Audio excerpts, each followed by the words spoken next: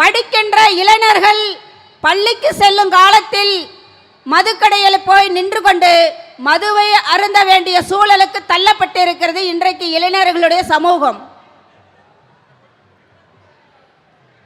இங்கு நாம மத சண்டை சாதி சண்டை என்று போட்டுக்கொண்டு ஒரு வாழ்வதற்கு ஒரு கொள்கை அடிப்படையான வாழ்க்கை வாழ்வாதாரத்தை தேடாமல் மது என்ற ஒரு போதைக்கு அடிமையாகி இளைய சமூகம் இப்படி சித்திரவதைப்பட்டு கொண்டிருப்பதை மத்திய அரசும் மாநில அரசும் அண்ணன் தோல் திருமாவளவன் அவர்கள் எடுத்திருக்கின்ற இந்த மாநாட்டுக்கு ஒரு நல்ல கவனத்தை செலுத்தி வருங்காலத்தில் இந்த மதுவை ஒழிக்க வேண்டும் என்பதை இந்த கூட்டத்தின் வாயிலாக நாங்கள் கேட்டுக்கொண்டு கொள்கிறேன்.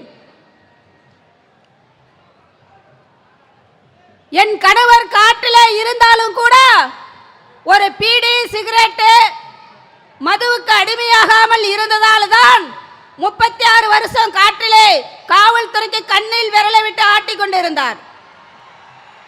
அதுபோல தமிழகத்தில் இருக்கின்ற இளைஞர்கள் நீங்கள் படிக்க வேண்டும், நல்ல வேலைக்கு செல்ல வேண்டும். மதுவை முதல்ல குடிப்பதை நீங்கள் நிறுத்துங்கள். நிச்சயமா சாராயம் காசுவதை நிறுத்துவார்கள். இளைஞர்களாகி நீங்கள் குடிப்பதை நிறுத்துங்கள், அப்போதுதான் காசுவதை நிறுத்துவார்கள். இதை தமிழக அரசு கூடிய விரைவில் கவனத்தில் எடுத்து அடுத்த சமூகம் அடுத்த சந்ததிகள் இங்க நிம்மதியாக வாழ வேண்டும் என்றால் முதல்ல போதையை ஒழிக்க வேண்டும். தமிழ்நாட்டில் மெயினாக இங்கே குடிப்பதே பார்த்தீங்கன்னா 2 சமூகம் அதிகமாக குடிக்கிறது. ஒன்று வன்னியர் சமூகம், ஒன்று தலித்துகள்.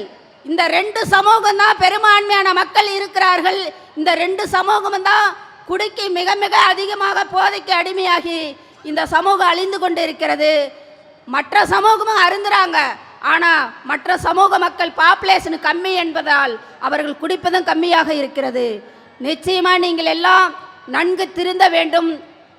எதிர்காலத்திலே நல்ல ஒரு படித்து வேலை வாய்ப்பை தேடி நிம்மதியாக வாழ வேண்டும். மேலை நாடுகளில் தான் போதை இல்லாமல் அவர்களால் வாழ முடியாது. ஒரு போதை பொருள் மனநோய்க்கு மனதுக்கு ஒரு பிரச்சனை ஒரு கஷ்டம்னு வரும்போது அவர்களால் மனநோயை தீர்ப்பதற்கு மேலை நாடுகளில் தான் இந்த போதையை பயன்படுத்தினார்கள். ஆனால் நம்ம நாட்டில் அப்படி இல்லை. இதை காலப்போக்கில் இப்படி உங்களெல்லாம் குடிக்காரராக ஆக்கி விட்டார்கள். அதாவது நீங்கள் மேலை நாடுகள் மனப்பிரச்சனைக்கு குடிப்பதை விட்டுவிட்டு இனி மனப்பிரச்சனை எப்படி போக்கி நிம்மதியாக ஒரு குடும்பத்தோடு வாழுவது என்பதை நீங்கள் உணர வேண்டும். என் அன்பு சகோதரர்களே, பெண்களை விதவைகளாக்குறீங்க. சின்ன வயது பெண்ணாக இருக்கிறா, 2 குழந்தை பெற்று விட்டால் குடிச்சு சீக்கிரம் இறந்து விடுறாங்க. கணவனை இழந்து இதை விதவைகளாக லட்சம் மகளிர் இன்னைக்கு விதவையாக தமிழகத்தில் இருக்கிறார்கள் கஷ்டப்பட்டு கொண்டு. அந்த குழந்தைகளை படிக்க வைக்க முடிவதில்லை. அந்த குழந்தைகளை பள்ளிக்கு கொண்டு போய் சேர்ப்பதற்கு கஷ்டப்பட்டு கூலி வேலை செய்து அந்த பெண்ணை தனியாக இந்த சமூகத்தில் எவ்வளவு போராடி தன்னுடைய குழந்தைய ஒரு படிக்க வைத்து மேலே கொண்டு வருமேனால் அந்த பெண் எவ்வளோ கஷ்டப்படுகிறாள் என்பது தயவு செய்த ஆண்களாகிய நீங்கள் எல்லாம் சிந்திங்க. கொஞ்சம் மூளை சிந்திங்க. மனிதனுக்கு 6 அறிவு கொடுத்துருக்கிறாருங்கிறாங்க கடவுள். அந்த 6 அறிவை நன்கு சிந்தித்து நமக்கு எது உடலுக்கு நல்லதை பயக்கும் நம்ம நல்ல உணவுகளை எடுத்துக்கணும். இந்த மாதிரி போதைகளை குடிப்பதனால், அதாவது புயலை கஞ்சா இந்த மாதிரி எடுப்பதை நம்ம உடம்புக்கு கேடு விளைவிக்கிறது. உடலை பாதுகாப்பாக பேணி காத்து நிம்மதியாக வாழ வேண்டும். இன்னைக்கு படிக்கிற பிள்ளைங்க கையில கஞ்சாவும் போதையும் இருக்குது. என் அன்பு சகோதரர்களே, செய்திகளை உடனுக்குடனும் துல்லியமாகவும் தெரிந்து கொள்ள சப்ஸ்கிரைப் பண்ணுங்க.